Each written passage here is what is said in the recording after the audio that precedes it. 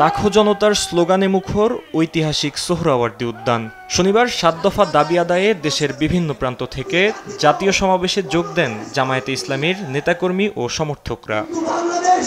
সাংস্কৃতিক অনুষ্ঠান শেষে বেলা ২টায় শুরু হয় মূল পর্ব। সমাবেশে যোগ দেয় এনসিপি, গণ অধিকার পরিষদ, ইসলামী আন্দোলন, হেফাজত ইসলাম সহ বিভিন্ন দল ও সংগঠনের নেতারা। ক্ষমতার ভারসাম্য আনতে পিআর পদ্ধতিতে নির্বাচন, সেই সঙ্গে জুলাই সনদের জোর দাবি জানান তারা। পাশাপাশি অন্তর্বর্তী সরকারকে অভ্যুত্থানের সরকার হিসেবে কাজ করার আহ্বানও জানান নেতারা। অন্তর্বর্তীকালীন সরকারের কাছে আমরা সুশীল সরকারের ভূমিকা চাই না, আমরা তাদেরকে অভ্যুত্থান পরবর্তী সরকারের ভূমিকায় দেখতে চাই। মৌলিক পরিবর্তন না করে আপনারা নির্বাচনের দিকে হাঁটবেন না। জাতির কল্যাণের জন্য, গণমানুষের মুক্তির জন্য খোলাফায়েরা সেটার অনুকরণে ইসলামী হুকুমতের বিকল্প নেই। একবার ফ্যাসিবাদ বিদায় হয়েছে, আবার কোনোদিন আমরা এই ফ্যাসিবাদ চাই না। এখানে জুলাই আন্দোলনের শহীদ পরিবারের সদস্যরা আছে। যদি আবারও এই দেশে পিআর সিস্টেম ছাড়া যদি নির্বাচন হয়, আবার ফ্যাসিবাদ আসবে।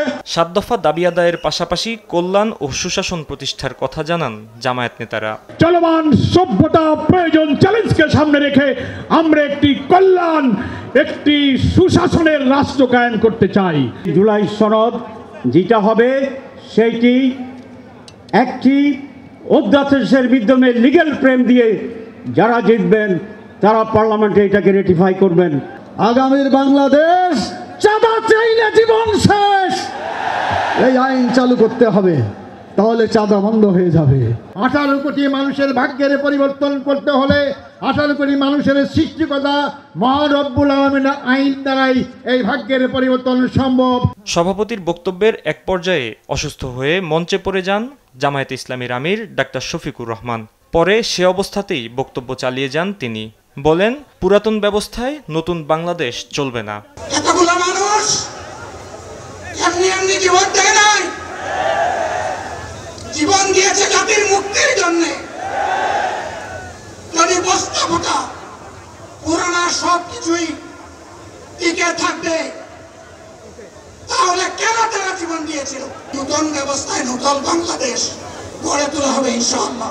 দুর্নীতি আমরা করব না, আমরা নিতে দেব না, দুর্নীতি আমরা সহ্য করব না। এবার দুর্নীতির বিরুদ্ধে লড়াইয়ের ঘোষণা দিয়ে ফ্যাসিবাদের বিচার দৃশ্যমান করার তাগিদ দেন জামায়াত আমির। ফাহিম ইউসুফ, দেশ টিভি, ঢাকা।